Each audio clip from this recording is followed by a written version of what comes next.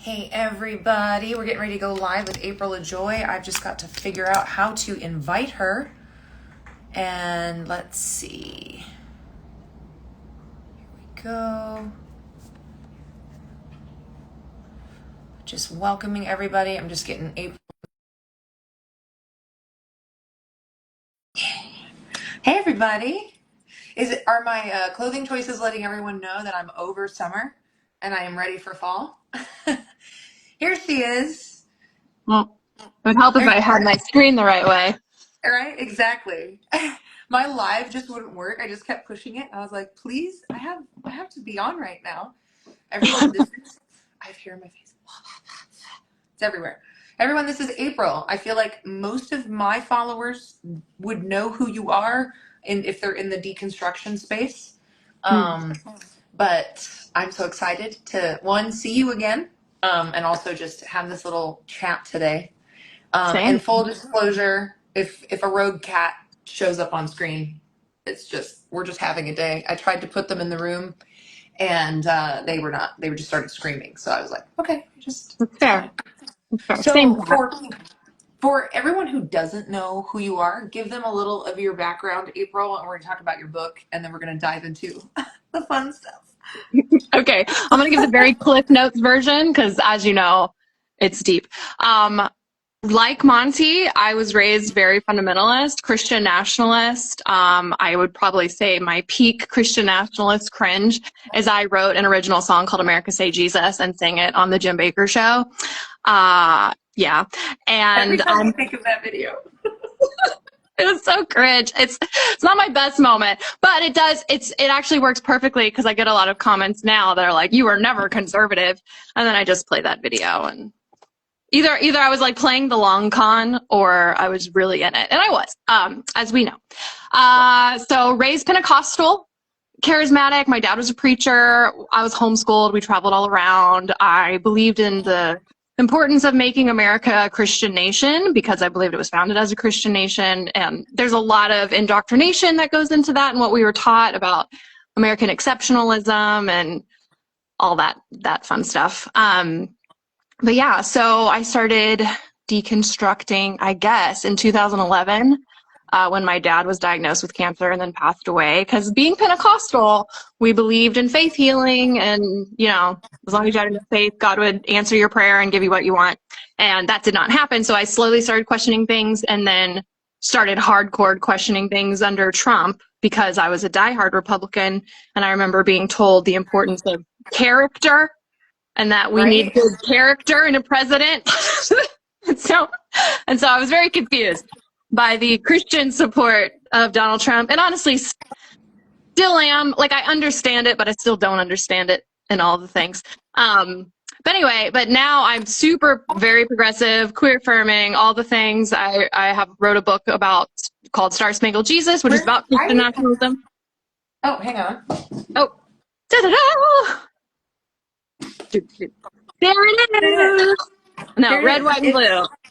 It's so good. And I get a lot of messages about like books to start deconstructing for people who are questioning or people who have recently left like fundamentalism. Y'all, April's book is such a good approachable starting point. And if you grew up like we did in like these really fundamentalist backgrounds, it will resonate with you and Mm-hmm. it will make so much sense. It will make so much sense. But yeah, and I remember like, because growing up, even when my dad died, my dad passed away in an accident. But it was really this kind of idea of like, oh, there's sin in your family, and that's why your dad died.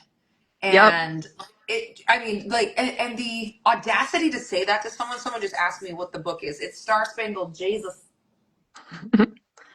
Star Um, Spangled Jesus. Star Spangled Jesus. And so it is really intense to grow up in the Bill Clinton era and hear all this conversation about he should be impeached because we can't have someone who got a blowjob in the White House, like all, and now we've got like Yeah. this serial adulterer who's on the Epstein list and crickets. Like I Mm-hmm. don't hear a lot of overt support anymore from the people I know, but Yeah. they're also not condemning it. They're just kind of like like the Homer Simpson fading into the bushes, like Mm-hmm. like just not saying anything. Yeah. Oh, and I think that's one of the bigger problems with Christian nationalism today is that it is so intertwined with just your everyday American evangelicalism that a lot of people really don't realize that they are perpetuating Christian nationalism because it's just part of what they're taught from the pulpit Yep. and their Christian curriculum and their family and friends and Fox News and Christian radio, Christian movies, all of those things. It's like so compact and just inside of it that most people, even if they don't, maybe they don't like Trump or maybe they see, well, he's not perfect, but they've been fed what a Christian is supposed to vote for and the policies a Christian is supposed to vote for. And so they can't like separate the two. Well, and it's founded on the lie that this is a Christian nation, which couldn't be further from the truth. Like, most of the founding fathers were spiritualists who had varying religious belief. Most of them believed in a creator, but they were so specific about religious freedom, religious pluralism. There were different factions of Christianity, and they specifically had conversations about how do we make sure that Jews can, worship the way they want to worship, and Muslims can do the same. And they specifically used the word creator in the Declaration of Independence because they knew that everyone could accept that word. Like, everyone could be like, this is my creator who I have given this name. And they were very specific about that. And then one of the first founding documents of United States of America was the Treaty of Tripoli, which went into effect in 1797, that specifically states the United States is in no way founded on the Christian religion. Like, that is a sentence within the treaty. It could not be more clear. But because when you're indoctrinated from the time you're 3 to, oh no, we're a Christian nation, and like the heathens and the atheists and the Democrats have stolen it from us, then you have this idea of, well, we have to get it back and we have to do whatever to get it back. And it becomes this like militant language of like, you're at war and you're a soldier and you're fighting. Yeah. Well, I don't even know. Were you taught too that like separation of church and state? I technically believed in the separation of church and state, but I was taught that that was to protect the church from the government and not the other way around. Yes. Well, I was taught that it was a little bit of both, but it was very much that like it was designed to protect Christians only, was kind of this idea. Yeah, exactly. And even like freedom of religion was like, yeah, you can be a different religion, but really it was to protect Christianity only. Yeah. And like not the idea of religious pluralism, and like completely ignore, that the letter where Thomas Jefferson breaks down church of state, and he specifically says this is why we wrote this way, was to the Danbury Baptists, to be like, we're not going to interfere with you, but we're not going to interfere. And like George Washington wrote a letter to a Jewish community letting them know, like, no, you get to worship and celebrate however you want to. We're not touching that. And George Washington, who was one of the few that was what we would consider a traditional Christian, was the one who said that the government should be free from the influence of the clergy. And it's just an intentional ignorance for power, and it's really about like grooming young kids to, when you feel like you're in a war and a battle, you're kind of willing to compromise and you're willing to like do whatever it takes. And that kind of goes into, I don't know if anyone has seen the second season of Shiny Happy People, but if you did see it about Teen Mania, April was in it. And I think that this American exceptionalism idea and this idea of war, where war to get the country back, is like a pipeline to what happened with Teen Mania. I would love to hear your experiences in that whole era. Yeah. So I went to Acquire the Fire. So if you don't know, Teen Mania was a ministry that was started by Ron Luce, who's still around. And Teen Mania doesn't exist anymore, but Ron Luce still does. And he has another ministry now. I don't know what it's called, but same vein. And basically the goal was to radicalize teenagers for Jesus. Like, you would say that it's to be on fire for God, but really it was about being on the front lines of a culture war to make America as Christian as possible. So like even as a kid, even before Teen Mania, we would sing, I'm in the Lord's army, like Christian soldiers. Yes, onward Christian. Like, there was always this military language within the theology to kind of make you feel like that what you're doing is important and that you are literally fighting evil. and that God called you to literally fight Satan on his behalf. And I feel like it really got elevated in 1999 after the Columbine shooting, because there was this whole narrative with Rachel Scott and then Cassie Bernal, that the narrative was that a gunman came into their high school, held a gun up to their head, and asked, "Do you believe in God? Yes or no?" And when they said yes, they were shot. That was the narrative. So they were hailed as martyrs. And of course, later that came out to not be true. They were just Yeah, shot none of that was like true. Like anybody we have else. the Yeah. whole the book. She said yes, it was this big thing, and all of the people who are in the room said that didn't happen. Mm-hmm. Didn't Yeah. happen. Yeah, but at that point, the narrative had already got out there, and I don't think there was any ill intent on the family, because like the parents wrote the book. She said yes. There were songs, like I think I think they genuinely believed that because that's what they were told initially. But still, the damage had been done. And then I don't know if you heard this, but in youth group, and at Acquire the Fire, because I never did the internship in the Honor Academy with Teen Mania, which was kind of the depths of Shiny Happy People season 2. But I was a big fan of Acquire the Fire, and so these were their national. Did you go to Acquire the Fire? Yeah.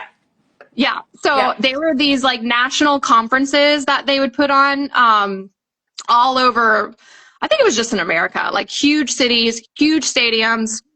And it was just for youth groups to bring their teenagers, and you just get so hyped up, and you're in a room full of thousands of other teenagers that feel like you have this call from God to go to your school, and like your school was the mission field, and it was your job to go and convert and save as many souls of your classmates as possible. And I remember the narrative would be too, like, if a gunman came to your school and held up a gun to your head and asked you if you believed in God, would you say yes? And if you would not say yes, you need to get your heart into a right place where you could. And so I remember like fantasizing about dying a teenage martyr for Jesus. And then on moments where like I felt like I would say no because I would be too scared to die, I would feel so guilty for that and ask God For to like forgive wanting me. to be alive. Yeah. Yeah. Well, And that and I was remember because I lived in Wyoming when Columbine happened. So it was like really close to where we were from. And it was a big deal. And not only do I remember reading and rereading She Said Yes, like, and doing the same things, like sitting at night, like fantasizing about my own death and like this glorious way that I could die, in like, and I went to all private schools and like private Christian schools. And so it wasn't likely, but it was just this idea. But my dad tacked on to that like my family stockpiled arms against the government, like in case we ever had like a Waco situation. And so we would have these conversations. Not only were we taught how to use weapons from the time we were little, but we were also like, well, the government may come to your door with a gun and ask you if you believe in Jesus. Are you willing to say yes? Or the Democrats are, of course, are going to come with a gun and ask you if you believe in Jesus. Are you willing to say yes? And what was crazy about, because I attended Acquire the Fire, I was never involved in like the interning either. But my deeper connection to this whole saga was that when I was in high school, I would tour with this group that would go into public schools and they would do an anti-drug presentation. And it was really funny and and then they would invite all the kids to a pizza blast, like on a Thursday night. And then they would try to convert you because it was outside of school hours. So then they could share the gospel. That was their loophole. They would get into the school with this funny anti-drug show. And then, I would go for weeks at a time touring with this group. And one of the weeks they would always have special speakers, and some of them were like reformed addicts and some of them were different. So on 2 of the weeks that we went with Cassie Bernal's grandparents. So I know her family. Wow. And it gives me chills talking about it. But now that I know that didn't happen, and I do really believe that her parents and her grandparents did not try to mislead people. This is what they were told initially. And I don't know how the rumor started. And I also think that they wanted to believe it because, of course, you want your granddaughter or your daughter's death to mean something. Like, you want it to mean something, to hold this kind of supernatural value for your own comfort. And they were lovely people. But when I only found this out a few years ago that it didn't actually happen. And that, all of the people who were like, we were in the library, I was right next to her. That did not happen. But yeah, so I was on tour doing these Christian, like, loophole in public school ministries with Cassie Bernal's grandparents. And it was during this time where there was this very much this preteen and teen idea of this focus on you have to be ready to die for Christ. It was so horrific. Yeah, well, the idea that there's Christian persecution in America, even before the Columbine shooting, was drilled into us. Like Christians are persecuted because of the verse, like where Jesus says, "The world will hate you like it hates me." And so I was basically taught, if the world didn't hate me, I was not being a good Christian. And so I think that's why you see so many Christians today be complete bullies and are awful to people, because they almost, it's like a way to make people hate you, but you don't take it as, I'm being hated because I'm an asshole. You know, it's like, I'm being hated because I'm sharing the love of Jesus, because I'm sharing biblical truth. And so it's a way that they skirt accountability, because they push this Christian persecution narrative all the time. Well, and that's exactly how they sidestep accountability, because as soon as you confront them and you say, hey, this is wrong, they're like, oh, you're just persecuting me because I love God. And it's like, no, like you're being a horrible person. And the irony of it is this dual argument of, we're a Christian nation, but we're being persecuted. But every major holiday of our religion is a national holiday. Like all of these things, right? Like there's like all of these things cannot be true at the same time. But like that's a big part of, and it's the reason, like, you know, and their arguments were always, well, they took the Bible and prayer out of schools, they're clearly attacking us. They're like, no, we're just saying you can't be the only religion that gets that privilege. And that's the reason there's this big push to put the 10 Commandments back in and put in prayer. And now Oklahoma's making kids study the Bible as part of their coursework. Is built off this idea that just isn't true, when it's really just about, we just want people to be represented. Like, and that doesn't mean it's not a pie. It doesn't mean there's less representation for you. Like but if they can control the dialogue and they can infuse that as your baseline, it gets easy to believe, because you're on the lookout for any kind of persecution, and you're on the lookout for like someone to be mean to you and then be able to say you were persecuted for your faith. Right. It's the exact same playbook that they're using against marriage equality right now, like going up to the Supreme Court. Gay people getting married actually does not affect them at all. That's why they have made it about saving their children. They've made it about, we have to protect the children. Our children are under attack. Their innocence is under attack.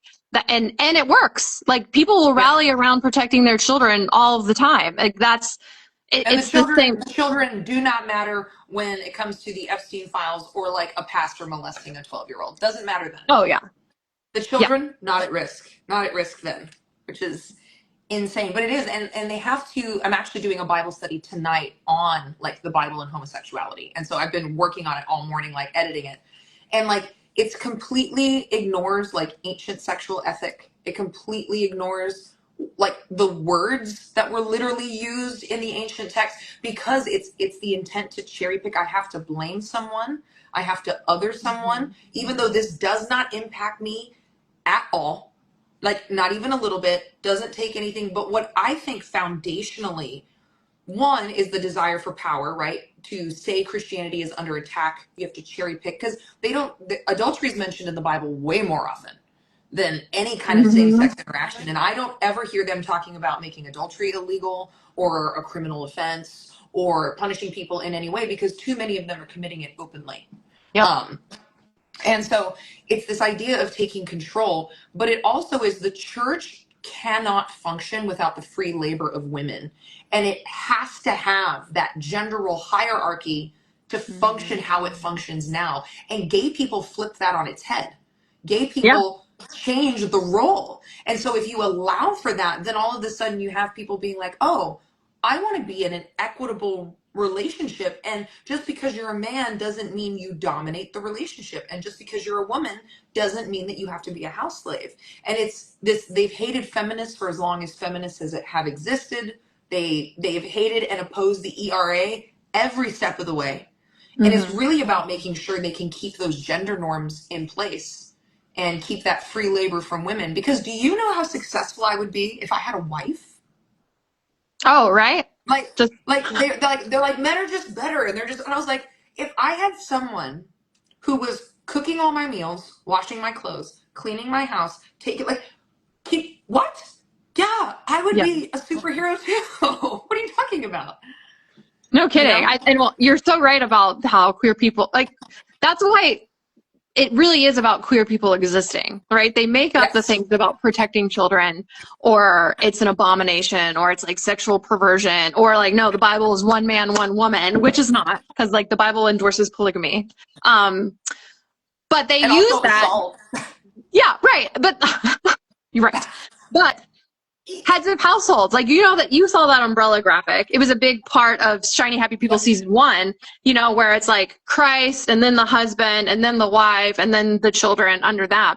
So like queer people existing literally like cannot fit in Yep. that hierarchy, because you have to have a head of a household. Who's the head if you have 2 women or 2 men? Like, who? It's just like decapitated households. So there's Yeah, and then freak them they out. treat that as if it's like the downfall of society. Like, oh my God, like, but if people are equal and someone's not on top, it's a huge issue. It's the same like issue in like ancient sexual ethic where like a man could not take a sexually subservient position with his wife. It was Mm, considered immoral because yeah. it usurped this thing. He was always supposed to be the dominant one. He was the only one who had sexual agency. Like, her consent and her agency did not matter. Because even when we look at David and Bathsheba, David's not reprimanded or condemned for raping Bathsheba, which is what it was. He's condemned for stealing from another man. Yeah. Like, Adultery. Bathsheba is a sheep in this analogy. Like, she's an Yeah. animal in this analogy. They get stolen from a man. And when you start breaking those things down, it's like this whole, well, you know, it's one man, one woman, one lifetime. And I'm like, first of all, Chad, you've been married 4 times. Second of all, that's not biblical either. But it's really about this hierarchy that they cannot relinquish, or they don't want to relinquish. They can, but they don't want to. They also, you're talking about, like they don't talk about women's autonomy or consent or anything. And also they never talk about women's pleasure. Like, I can't Ever. tell you how many times I was in a woman's church event, and they were talking about, ladies, like, it's your job to please your husband, or like a marriage conference. It's always your job to please your husband whenever he wants it, because that's your role. And they never ever mention female pleasure. Like, I remember thinking, like, before I got married, that I was probably never going to have an orgasm, because it was like this elusive thing that women just don't really deal with. And then, like, when you actually take a step back and think about it, women have one little button whose sole purpose is pleasure, and the church never talks about it. If we're going to talk about how God made people, God made women to have ability for pleasure. We have a specific thing. That's And that's whole its only function job. is That's its pleasure. only job. It's never talked about.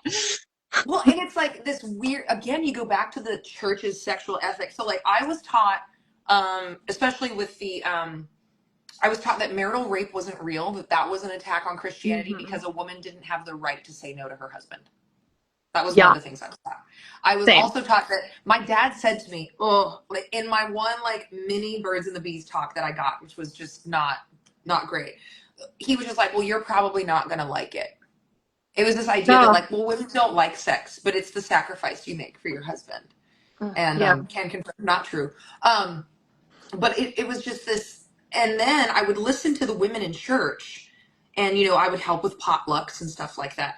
And all of the women, like you would listen to the older women, and they would say, "I love my husband, but if he dies, I'm never getting remarried. Like I'm never doing this again." Every Yeah. single one of them would say that. And then all the women hated sex, all of them, like complaining about it, and they would complain about it in the way of like, I know I'm just not meeting his needs enough. Like, no, you're not having a good time, and when sex happens to you instead of with you don't want to do it. And I Right. think that's another part of the reason that the church is so frequently like blaming victims of assault instead of holding people accountable, because the men are supposed to be these leaders and the head of household and this hierarchy, but at the same time women are like completely in control of sex. So if you did, like, if something happens to you, then clearly you did something. it's it's Yeah. such a it's such a hypocrisy that I can't stand. Oh, it's like so, it totally pisses me off too. When like literally, it's like women, you have to cover your shoulders lest a man lust after you and stumble because they can't control their penises. But women are somehow the weaker vessel. Miss Yeah. me with that. Exactly. And I was like, how are we? It's like the question that got me kicked out of Sunday school for the last time was, if men are supposed to be the leaders, how can we trust them if they don't lead themselves? Mm-hmm. Like, and I was not allowed back in Sunday school again because it doesn't, it's not rational, and it doesn't make sense, especially when you're like clothing policing like 9-year-old girls. And Yes. your issue is the 9-year-old in shorts, not the grown man who is attracted to a 9-year-old. Right. And you have these exact same people that accuse queer people of sexualizing children when that's not even happening, when they are actively the ones sexualizing their daughters all of the time. Like, why? Yep. I was told that when I was a child too, like, oh, like you're 10 now, you know, you need to cover up because men might lust after you. Of course, at the time you're like, oh, I guess I do need to cover up. And in hindsight, I'm like, why are we okay with men in the church that are going to lust after a 10-year-old? Like, why is Uncle Jim coming over if all the girls have to put long pants and long sleeves on? Like, why is he welcome in the house? Ugh, so gross. And it also, like, it ties into like what happened this week with, you know, Trump talking about how he wants to prosecute 14-year-olds as adults. Oh, yeah. And that, in conjunction with the states that are trying to ban child marriage or edit consent laws, Republicans are losing their fucking minds. Like, Wyoming is trying to change the law, like, because Wyoming still has child marriage laws on the books that, like, you can get married under 18 with parental consent. And some of them, I think West Virginia's is 12. Like, Ew. with parental, it's still on the books. And the people the Democrats are trying to change it. And it's the Republicans that are losing their minds because they want to reduce the consent of marriage to 14 in some states that don't already have an insanely low. And it's Republicans that are fighting for this, to keep these. And I'm like, we only have to have laws to prevent men from sleeping with children. Like, that's not a female problem. And 93% of sex offenders identify as straight men. Like, Yeah. gay people are not our problem. No. Like, not the problem. No. And I think it shows though, like going back to teen mania, like the reason I think to connect it, they go after teenagers, and the reason why they want to make, you know, teenage brides okay again is because they're teenage, like your mind isn't fully formed yet. Like your brain is still developing. You're still figuring life out. You're not fully able to think for yourself because you have all of these outside sources with your parents and school telling you what to think and not how to think. And so you're easily malleable. You're easily controlled and manipulated. And if you can indoctrinate from a young age, those kids are more likely to grow up and continually to be indoctrinated. Like, Yeah. I think one of the scarier things about the teen mania stuff is that they indoctrinated a generation of evangelical teens to fight this culture war and to make America Christian. I got out of it. You got out of it. But a good chunk of those teens are now radicalized adults. And they're now the ones that are running for office or in office. And they're the ones writing laws or Project 2025. And they believe the same things that they were taught as a teenager and have not been able to break out of it. And I think one thing that's hard for a lot of people that did not grow up religious or have never been a part of a high control group is that it is really hard to break out of. It's hard to get out. Because everyone around you, your entire support system, your entire community, every TV that you watch, whatever media you consume is all telling you the same thing. You're taught. So it has to be true in your mind. You're like, it has to be true. And you're taught that anything that goes against the narrative is evil, is of Satan. And even if it makes sense, that's only because Satan might come as an angel of light initially. And the next thing, like, you don't want to go down that path because the next thing you know, you're going to wake up an atheist and go to hell.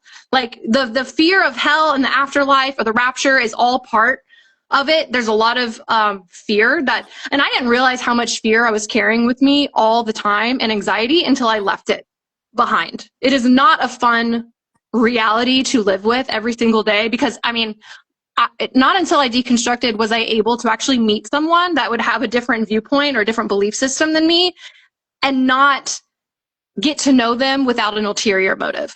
I always Yeah. felt like they were a project in need of saving as opposed to another human being that I could just get to know. Yeah, I agree. And it is, I was just talking yesterday, I did an interview with a death doula, and she grew up Southern Baptist, and talking to her about, when you pray the sinner's prayer when you're 5, I've never met someone who accepted Jesus at a really young age that wasn't like, I didn't want to go to hell, I was scared, or I was having nightmares. Like, I had hell nightmares when I was a kid, like so scared, rapture nightmares, pregnancy nightmares, because that's like the worst thing you could ever do as a young girl. Oh, yeah. And like, I still think about that. And we mentioned that the other day, that like talking about how I would rather tell my dad I accidentally hit someone with a car than like I had gotten pregnant, because that was Literally the same. worst I've thing. had that exact thought. It's like, I would rather tell my dad I killed someone than have to tell him I was pregnant. Yeah, because that was the worst thing you could do. Because in these, again, it's high control environments. Your body is not yours. They teach women from day one, you do not have agency. Your body like belongs to dad until dad gives you away to husband. And then you don't have consent either way, because when you're unmarried, you can't consent yes, because that's a sin. When you're married, you can't consent, you can't say no, because that's also a sin. Like, there's never a period of agency for women in these high control groups. But you still have that desire that all kids have. You want to please your parents, you want to do good, you kind of mimic what's around you. And so that's what happens. Like, these young girls, which is the reason they're trying to reduce the age of marriage, you can entrap them earlier, they have kids sooner, they're less likely to go to college, they're less likely to have a career, they're more likely to be extremely dependent, they're more easily like indoctrinated. But I saw something yesterday, and I wish I remember the creator's name. She's an ex-Mormon, but she was talking about like the tradwife content and how it's a pipeline to conservatism. But she's like, there's a reason you don't see 45-year-old tradwife content. And I had never thought Ooh. about that. I was like, because she's like, it looks cute right here. And she's like, until you do it for a decade, until Mm. the abuse starts, until you're dependent, until your husband dies and you have 7 kids and no way to feed them. And I was like, oh, she's right, because that's the transformation that happens in women, which is part of this kind of gross grooming pedophilic cycle that's in Christianity, of trying to get girls as young as you possibly can, because that's the way you control them. And it's really so sad and so horrific. And all of these accusations of like grooming and abusing the children and feminism is ruining women, it's all confessions, because it's exactly what they're doing. Like, someone having equality is not a threat to you unless you can't survive without dominance or you're insecure. Yeah. It's the same thing with abortion. Now, I do think Yeah. there are a lot of people that genuinely believe that abortion is murder. I believed that. I thought I was saving babies by fighting it. But I think for a good chunk of them, especially the men, the main reason they're against abortion is because they want women to have consequences. They want women to be forced to have the baby because, one, it's a consequence for their sin. I think there's a little bit, I think there's a lot of envy because they don't want women to actually be free and to be able to do what they want to do. So they want to force them to have to raise a child, which takes them out of the workforce, or at least makes them, unable to do what they actually want to do, which would be to take a job away from a man. Like, I think that's a huge part of the whole abortion thing, because like, I can't tell you how many times I knew a girl that got pregnant in church or at like my Christian college, and she got kicked out for keeping the baby, but the boyfriend didn't. Yep.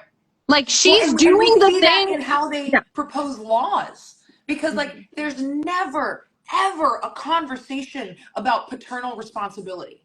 Never. Mm-hmm. They don't talk about child support legislation. They don't talk about, like, because if life begins at consent, so should child support. It's really truly embedded in, how dare you exercise your sexual agency? How dare you make this choice that's not in service of whatever man wants to own you? Like, and it really is about punishing women and restricting them from education and the workforce. I believe that the whole war on education right now is because women are kicking men's ass in higher education. And we're finally getting paid for it. And we're finally getting the jobs for it.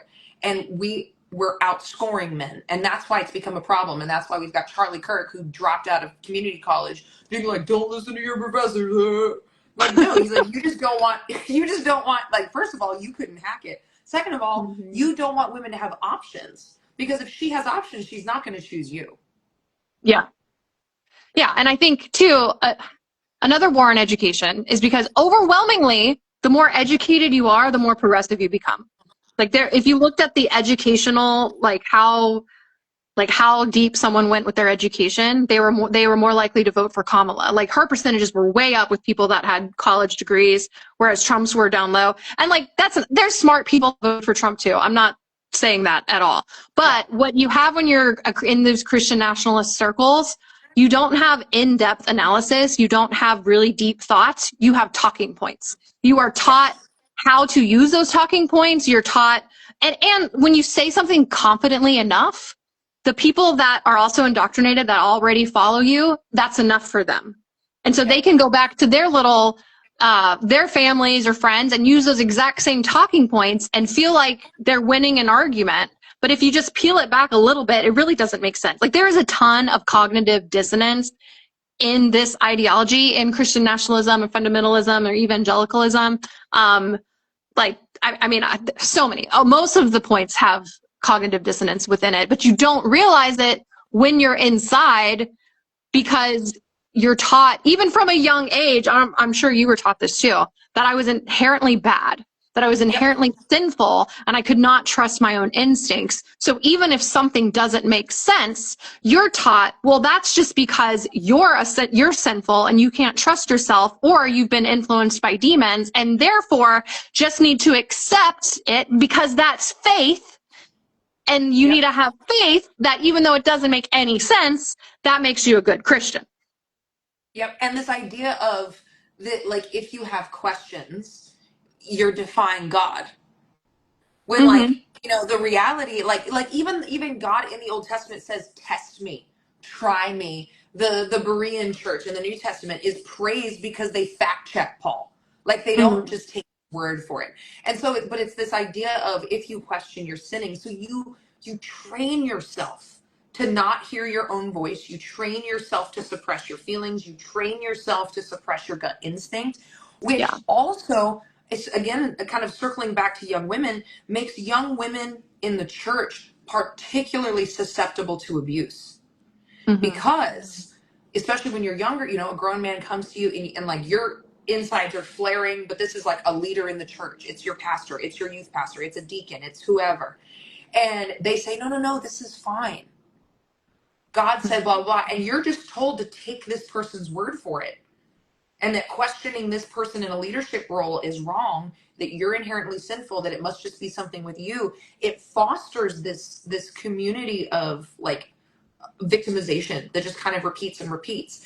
And it also is like the kind of the same thing when you have abstinence only teaching. It's like, if you give kids sex education younger, like age appropriate, but if you Mm-hmm. teach them the basics of, hey, this is your private parts, if someone does something to you you don't like, come tell mom. Mm-hmm. You remove the power of that adult coming in and saying, no, no, no, no, you need to listen to me because I'm your elder. And it Mm-hmm. actually reduces the incident. Like, if you care about reducing child abuse and victimization, you have to teach kids to trust their instincts and to Mm-hmm. trust when something doesn't feel right, that they can ask for help. Yeah. Well, and again, back to the abortion issue. If it was actually about, stopping abortions, then because abortion is a symptom of a problem, which the problem is unwanted pregnancies. If you want to actually attack the problem, you should support comprehensive sex education. But these people only want to support abstinence. And that's And just it leads to higher unrealistic. pregnancies. Yes. Yes. Like And also, you would support contraceptives. Like, yep. oh my goodness, what a concept. Because, like, prior to Roe being overturned, it was the lowest abortion rate since Roe had gotten passed, because our sex education was better, contraceptives are more readily available, and now it's higher than Mm-hmm. pre-Roe. Like, Yeah. amazing how that works. Like, it's just, and for me, a lot of it boils down to, I know that, like, it's not about abortion because you don't care about the kids that are here. Mm-hmm. You're constantly taking away resources from the poor, resources from single moms. You're not doing anything to address adoption in the United States, which is extremely prejudicial and very expensive because people are profiting off selling kids. No conversation about that whatsoever. No conversation about paternal responsibility at all. And I like, how many sermons did we hear about the submissive wife or gossip or modesty? And not one single time have I ever heard a sermon about rape, consent, assault. Mm-hmm. None of it. Never. Not one Mm-hmm. single time. And especially like in especially when Jesus gives the teaching of like, your lust is your problem. If your eye causes you to sin, gouge it out. Not a conversation. No, Yeah. but gossip, ladies, gossip. Well, because purity culture was huge in the 90s and 2000s when we were in youth group. But out of all of the cringy purity culture illustrations that I was taught in youth group, like spit in the water bottle, who would want to drink this, the chewed up gum, like all these objects that were used to represent, they would Women. say both, but mainly women. Like I feel like the illustration was always girls because boys will be boys and sometimes they can't help it, Yeah. But consent was never talked Never. about ever No. one time. And so if the act was done, even if by assault, you had women or young girls, teenagers that would not tell anyone because they thought it was their fault or would Yep. internalize. I mean, I unfortunately know this firsthand, but I would internalize that shame and thought was damaged goods, even though it was something that I did not choose. And I mean, they still teach that today to an extent that it's just about purity and being a physical virgin. When I was in college, I went to an Assemblies of God college, and we had a purity week where we had chapel twice a day. That was mandatory. And all the entire week was just about saving yourself for marriage. And at the end, we had to sign a purity pledge card. This is college. Signed a purity pledge card, which I did. It was my second one. I'd already signed one. But you had to check whether you were a virgin.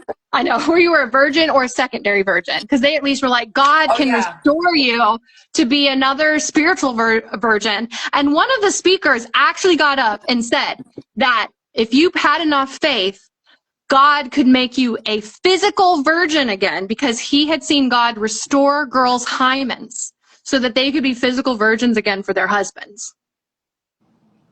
Ew. I know. That is an That's actual sermon I sat through. wow.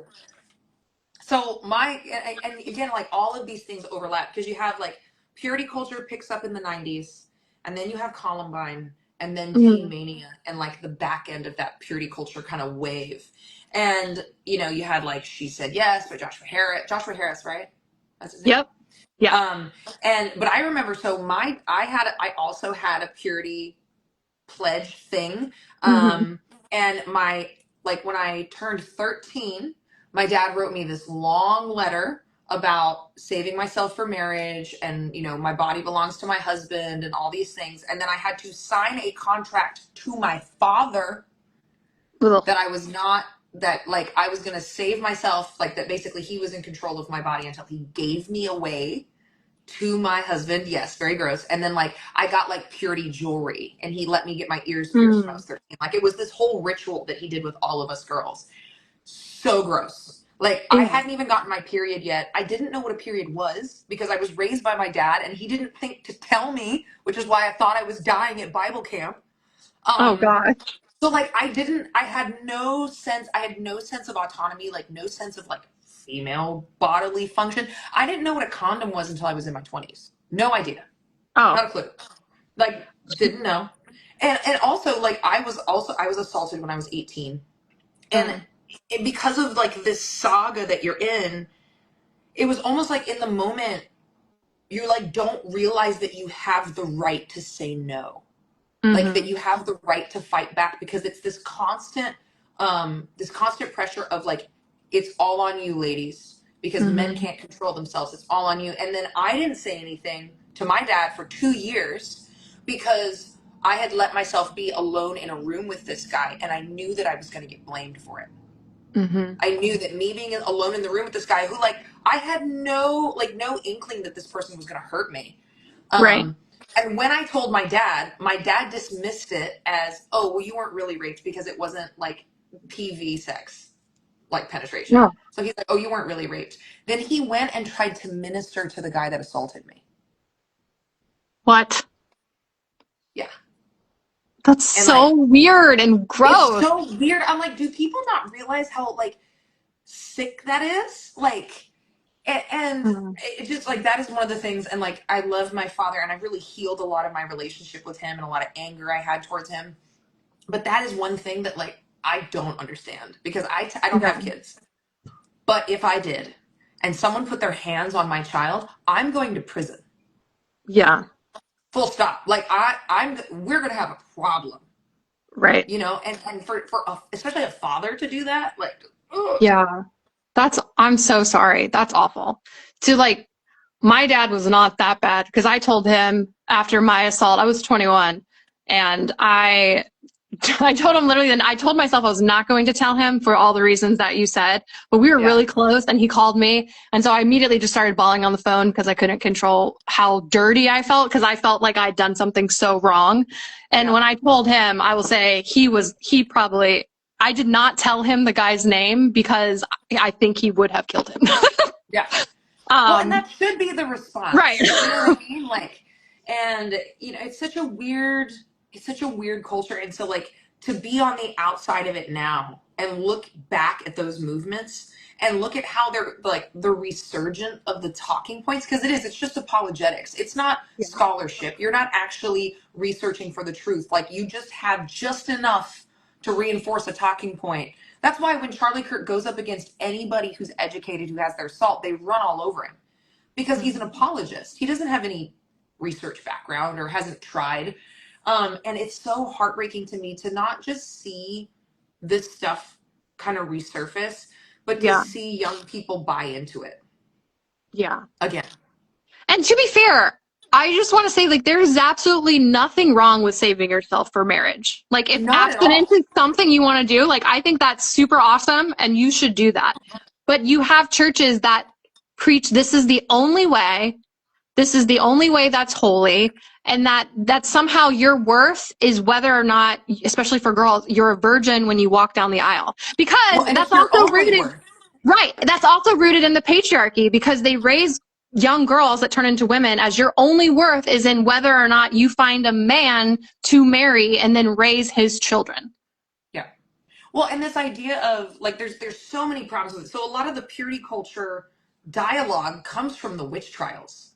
This Mm. idea that like women were these like sexually explicit like beings that like created lust around them instead of, you know, the men being lustful.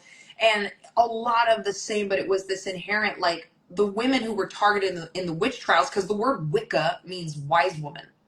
And so it was women who Mm. were herbalists, it was women who were priestesses, it was women who were midwives, doulas, because women like operated in religious and medicinal spaces for Mm-hmm. all of recorded history. And prior to like the advent of patriarchal religions, there were like female goddesses, entities, supreme entities.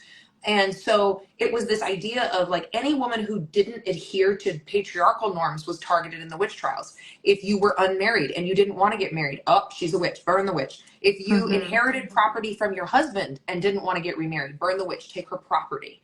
Oh, if you practiced medicine and people came to you for healing, oh, priest wants that place, burn the witch.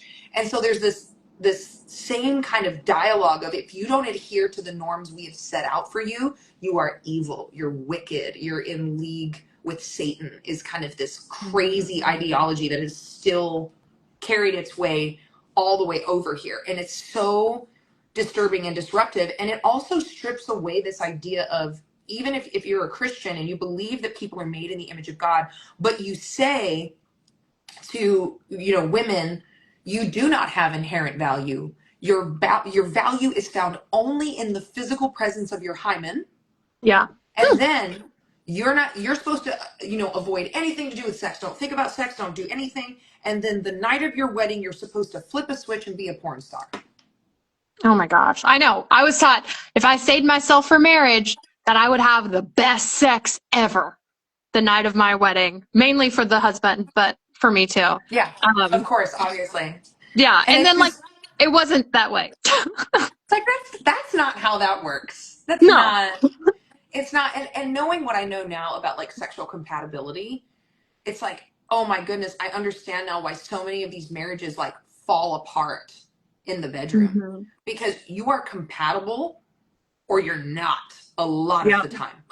And it's Yeah. like, and I am all, and also there's this idea with Christians of like, if you don't support abstinence until marriage, well, then you support hookup culture. And I don't. Yeah. Like, I don't think it's safe. I don't Right. think it's good for your heart, like for men or women. Like, it puts you in a position to get your heart broken. It puts you in a position of risk for someone who may use you or abuse you, put you at risk of disease, all these things. I am Mm-hmm. all for, like, I tell my nieces, and I'm like, please wait until your 20s. Like, you don't Mm-hmm. have to. It's your body. My advice would be wait until you're a little bit older. Just, Yeah. you know, Right. just don't rush into it. There's no hurry. I 100% agree with that. What I don't agree with is like stripping people of agency and then Yeah. telling them that that's their value, and then you wonder why they have sexual dysfunction when they do get married. Yeah. Right. And when I think, people can live however they want to live, but there are very valid and logical reasons to not have sex that have nothing to do with shame and Exactly. control. Like Yeah. I have two daughters. They're 6 and 9. So Adorable. I know they love Monty, by the way. We were all hung out in DC and went to a protest, and my girls still talk about how cool Monty is. And I'm like, you know what? She is cool. I'm not going to lie. I think they wish I was as cool as you, but that's okay. But like Beecher's my spouse. My spouse is non-binary, by the way. So we're really bucking the patriarchy, norms.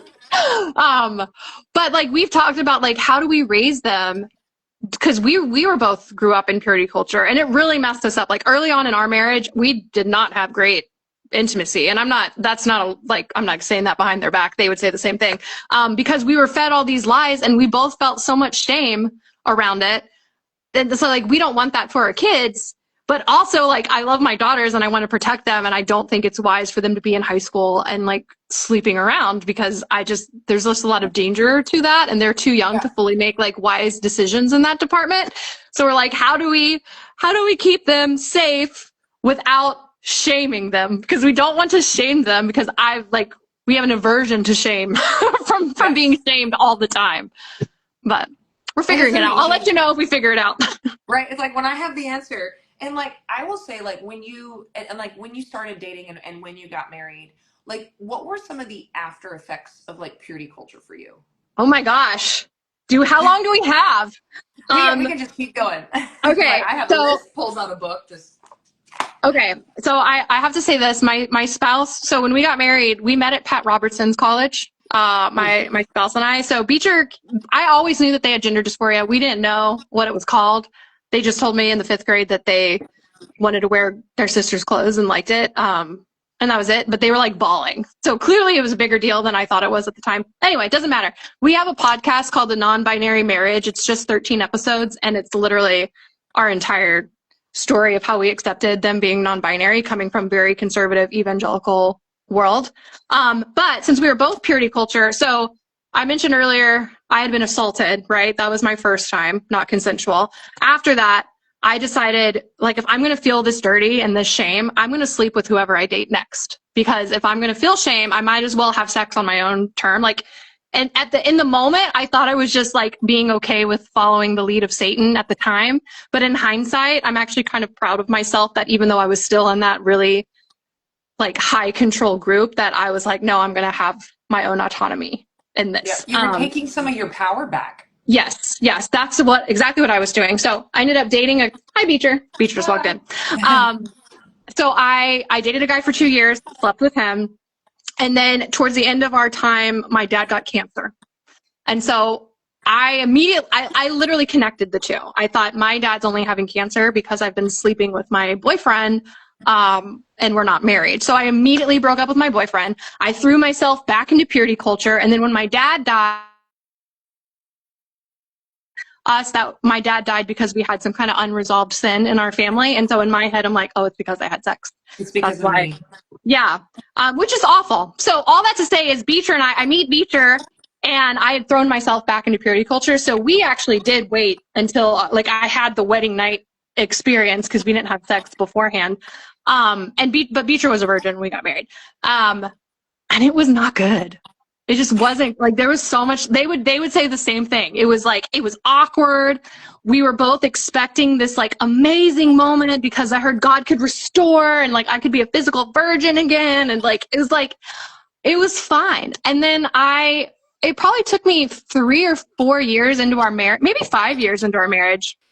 I'd never had an orgasm. And for the record, I'd never had an orgasm prior either because I didn't know what to ask for. I didn't know about the button. I'd never been taught about the button. You know, I literally thought that you had an orgasm from penetration. And when it wasn't happening, I was like, that's just probably God punishing me because I'm not married or whatever. So, eventually Beecher starts figuring out their gender stuff and they're like, you should figure out your stuff and go to like a therapist that specializes in sex education. And I was like, yeah, I would love to have an orgasm before I die. And so, so I've heard good things, you know? So I went to I started going to a therapist and she recommended this book that I recommend to everybody that is struggling from purity culture. It's called Come As You Are by Emily Nagoski, I think is her name. But it's literally like, it helped me so much with just like accepting my own body. And so I went out and I bought a vibrator. And Beecher was like super supportive too. Beecher's like, take whatever time you need, do whatever you need to do, like figure yourself out. Like we were both very supportive of our journeys, even as weird as it is. But yeah, I'm a big believer in the vibrator because I did have an orgasm. Because like I don't know if this is TMI, but whatever. We're just talking about. We're just going for it. But yeah, it took me a few times though because I still had so much shame, and then I realized I was feeling like I could not initially have an orgasm with Beecher simultaneously because I just felt shame doing it with another person. Like this, like so much purity culture had been ingrained in me that I still felt like I was doing something wrong. So I had to like completely just be alone and just like be in tune with my own body. So it took a couple years of like really actively trying to get our sex life to a really awesome and healthy place, which I'm happy to say, spoiler alert, it's great now. But it took years. I mean, it took years. Yeah.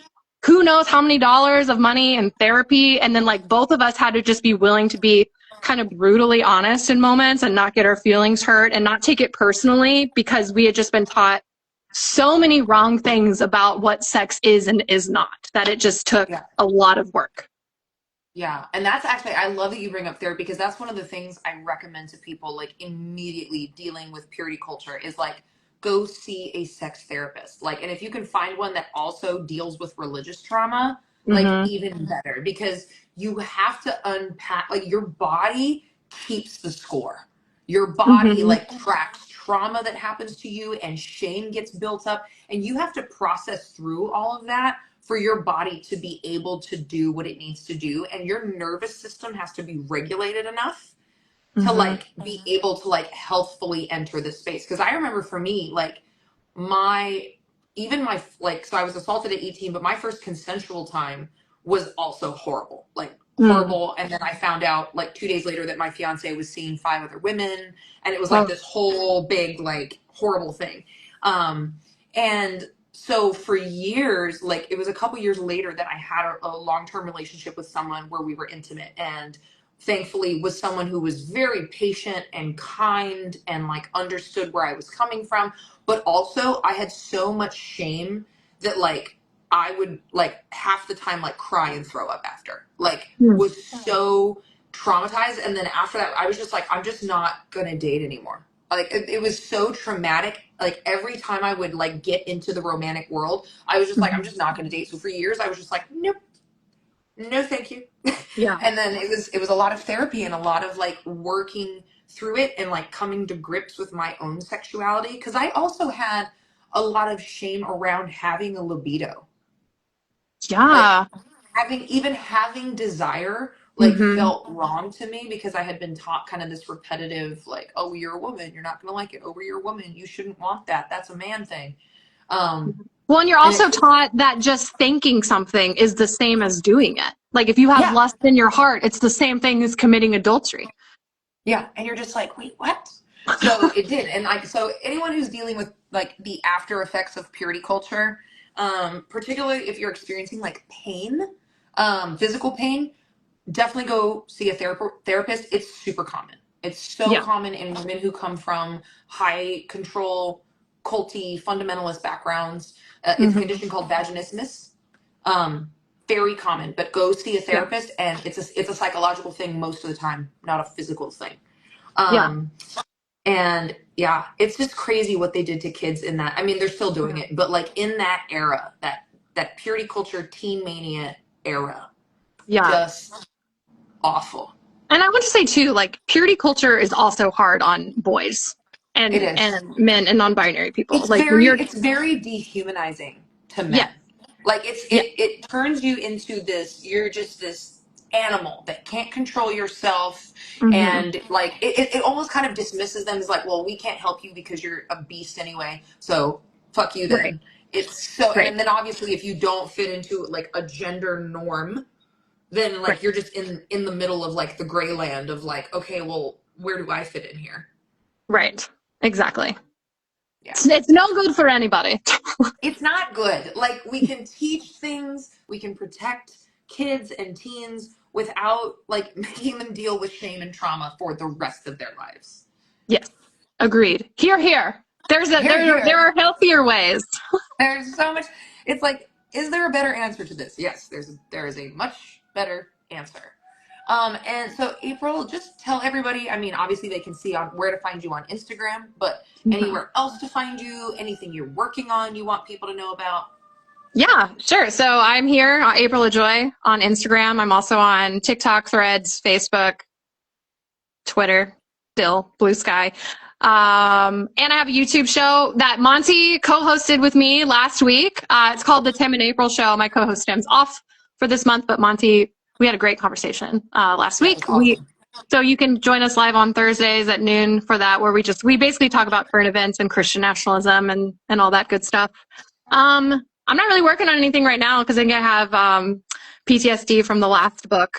Right. Oh, and here's the Be- book again, Star Spangled Jesus. Star Spangled Jesus. Yeah, it's funny. I saw Beecher's comment. I cut one chapter. My longest chapter in my book was actually about purity culture and connecting it to Christian nationalism, but it was like I was already way over on my word count, so it got cut. But yeah, that's like a Book whole two. other topic. Yeah, maybe we'll see. We'll see. We'll see. Yeah, So, well, thank you for joining me today. It's like been awesome to see you like I much more know. often in the last couple weeks. And thanks for having this talk with me. It does feel like the world is burning sometimes, but I also have a lot of hope because there's a Yeah. lot of people starting to stand up and like talk about where we've all been and what we've been through. Yeah, I completely agree. And more people are going to start waking up. I think we saw a really big surge in 2020 because people were forced home. And Yeah. my theory, I'm not a prophet or anything, but even though I've been told I'm a false prophet, but I feel like you have to claim to be a prophet before you can be a false one. Yeah.